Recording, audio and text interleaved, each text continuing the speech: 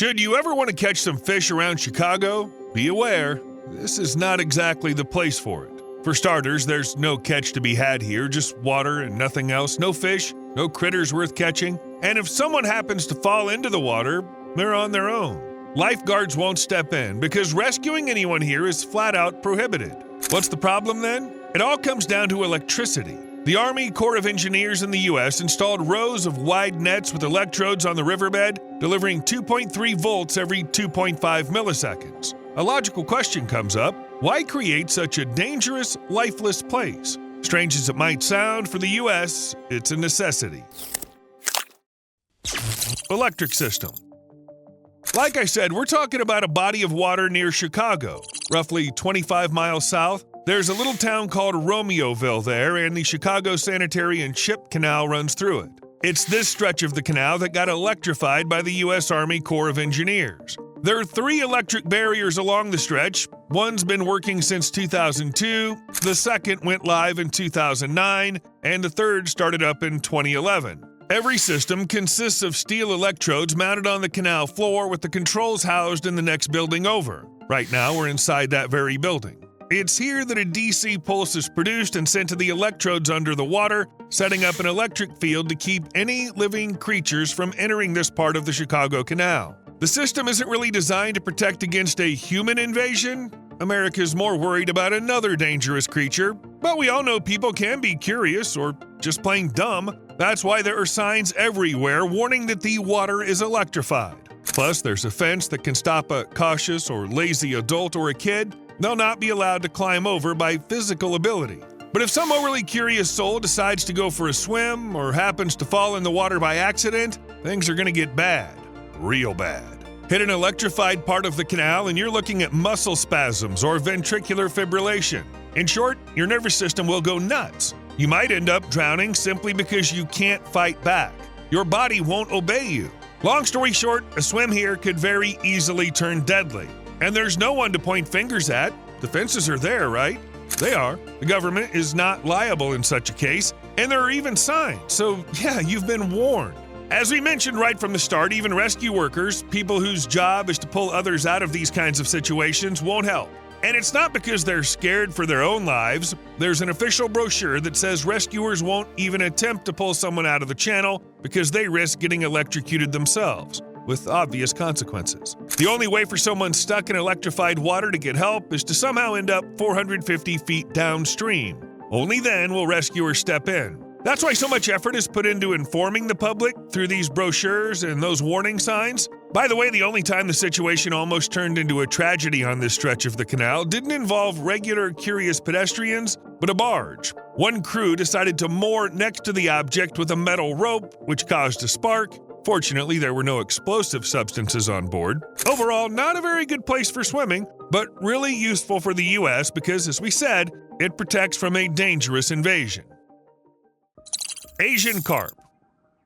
Yeah, exactly. It's because of this fish. The Engineering Corps made such a dangerous place just to protect from it. Over 50 years ago, they brought it to the U.S., and since then, several species have spread throughout nearly all the waterways from South Dakota to the Mississippi Delta. The carp even made it to West Virginia. Some reports say that in certain waters, invasive carp account for up to 90% of the fish population. In one stretch of the Illinois River, a tributary of the Mississippi, this fish makes up over 75% of the total biomass in the water. The carp pushes out other fish. It eats everything that's on its neighbor's menu. It also makes clear water all murky. And have you seen those videos where hundreds of fish leap out of the water? It looks impressive, of course, but imagine if a pretty big fish smacks you in the head. Or anywhere else, really. That could lead to some serious injuries. And this whole show is put on by the Asian carp. Why send current through the water right near Romeoville? The thing is, the Chicago Sanitary and Ship Canal is currently the only way this fish can make its way into the Great Lakes. And while there's nothing too bad about it, but we have carp here, which destroys everything in its path, along with another less famous invasive species, the goby. Can you imagine what'll happen if we let these destroyers in where over 150 species of fish live? Where commercial fishing is huge? Where 21% of the world's fresh surface water is contained? Basically, you get the picture. It's a disaster. To avoid this, all the experts thought about how to block the only route to the Great Lakes, There were ideas to pump in superheated water from power plants, poison the water, or just block the channel. But they decided to go with electricity, so they started building barriers. The effect of electricity on invasive species is pretty simple. They just don't like swimming into the area where they feel uncomfortable. And if they do end up in the restricted zone, whether by accident or on purpose, after a while, the invader of American waters gets knocked out and drifts back downstream. Barrier problems. And so it seemed like the Great Lakes were protected. However, it turned out things weren't that simple. When the first barrier of the system was being put up, it was discovered that the little goby had already made its way past the line of defense, so the experts thought for a bit and decided, let the protection not be a block against a single invasive species, but rather a testing ground to study its effects on a wide range of fish. It turned out that carp are quite capable of getting through the barrier. It was assumed that the fish became a hitchhiker in the space between the barges. In the end, the scientists concluded that one protective system is not enough for full protection from disaster. Besides, the people who were building and maintaining the barriers discovered another obvious problem. The security system needs to be turned off. And it's not just a quick on and off thing. The shutdown lasts a long time, long enough for a whole school of fish to get to the Great Lakes. To prevent the invasion, people took a controversial but effective action. They poisoned nearly a 6-mile stretch of the canal past the barriers. This happened in 2009 when thousands of fish were killed, and only one of them was an Asian carp.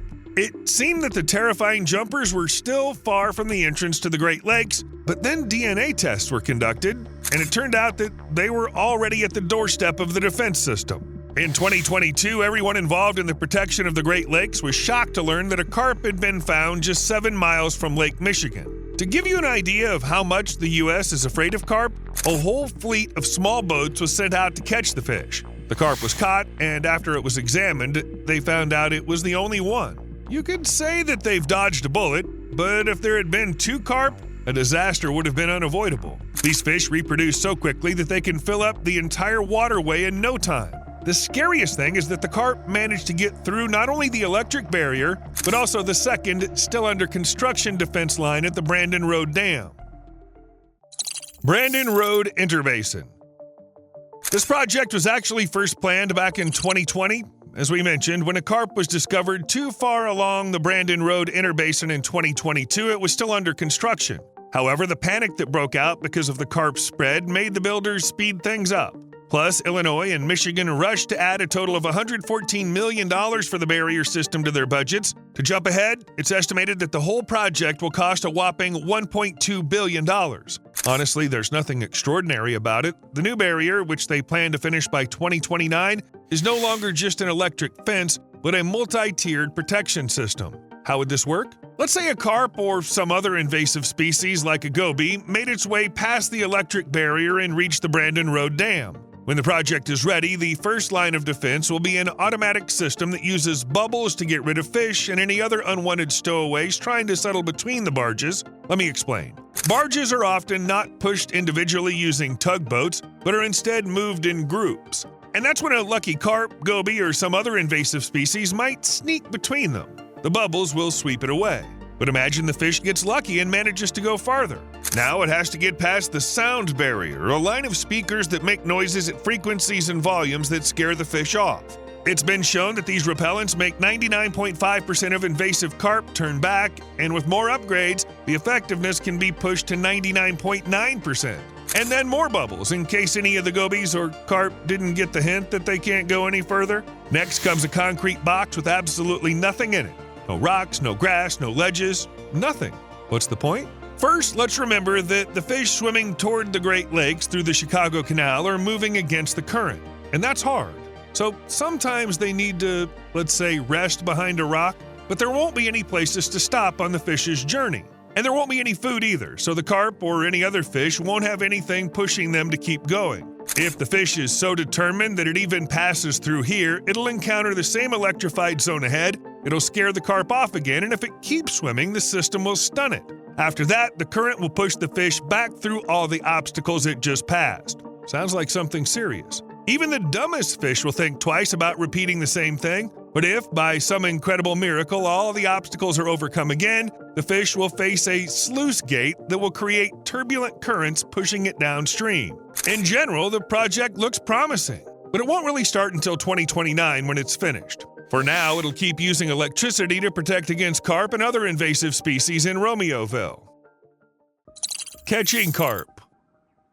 By the way, electric barriers are getting a lot of help from regular citizens. Catching Asian carp is a competition, fun, and a way to make money for them. For example, on one stretch of the Illinois River, there's a tournament held every August, during which everyone has fun catching as many carp as possible, and not with a fishing rod. Remember, carp love jumping out of the water? So when the tournament starts, hundreds of boats begin racing down the river, and thousands of fish just leap up into the air. The best way to catch them in this situation is with a net. And here's another tip from those who attend the event. Don't forget to wear a helmet, since fish can hit you in the head, and that could cause injuries, as many people who've had encounters with carp can attest. In 2018, participants from all over the world caught 5,300 fish, and that's already a serious contribution to maintaining the health of the Great Lakes. A regular catch, not related to tournaments, is also a common thing. I mean, there's plenty of fish, plus you can easily eat it. So in 2021 and 2022, over 6 million pounds of carp were caught in Kentucky. Meanwhile, on the Illinois River, they've caught over 10 million pounds of fish since 2019. Meanwhile, new methods of catching carp are being actively developed. For example, in Kentucky, they managed to catch 27,000 pounds of fish in 4 hours by stretching a net across the mouth of the river and attracting jumpers with sound and light. What's important is that during the catch, only 2 local species were caught alongside the carp. Also, there's information about catches over 2 to 3 weeks. It's said that 79,000 Asian carp were caught. It sounds impressive, and it definitely helps eliminate the invasive fish. However, this technique costs taxpayers about $1 million. There's another method for catching invasive carp, and it involves electricity, which we've already seen. It's literally a boat with a mobile barrier you've seen already. An electric field is created between the anodes and cathodes, causing the fish's muscles to contract and temporarily paralyze it, after which it floats to the surface. As a result, the carp can be easily scooped up with a net. This method is useful not only for catching fish, but also for research. The boat enters the water, triggers the electricity, temporarily shocks the invasive pests, and then people count them, tag them, and do all the other things needed to learn more about the species. Now for the good news. As we've already mentioned, carp is edible. The Illinois Department of Natural Resources even launched a marketing campaign focused on eating invasive carp. Have people started eating more carp? It's hard to say, but the catch, 2 months after the campaign began, actually exceeded the expectations of the organizers. Science. What about research on carp? Are any studies being conducted? It may seem like only private fishermen, marketers, and barrier builders are fighting the carp invasion, but of course scientists are definitely part of this, and research is actively taking place. For example, researchers at the Minnesota Aquatic Invasive Species Research Center are actively working on genetic control of invasive carp. Researchers have come up with a plan to control the invasive population by releasing genetically engineered males. These males can't reproduce, so the end result would be the ability to manage the carp population in ponds and rivers. They promise that this method will be widely applicable and economically effective. Now we just have to wait for the researchers to reach a result that'll actually allow such genetic modification to be used. There's another unique way to fight the invasive carp that's being actively studied: herpes. Yes, fish have their own diseases, and this virus is one of them. According to research, the main way herpes is spread among carp is through direct social contact, meaning the fish pass it to each other just by existing side by side. The ones most vulnerable to the virus are those returning from spawning, and it's carried by adult male fish who survive the virus in their bodies. Scientists believe this method will serve as an additional form of biological control. It sounds a bit strange, but you do what you gotta do to save the Great Lakes.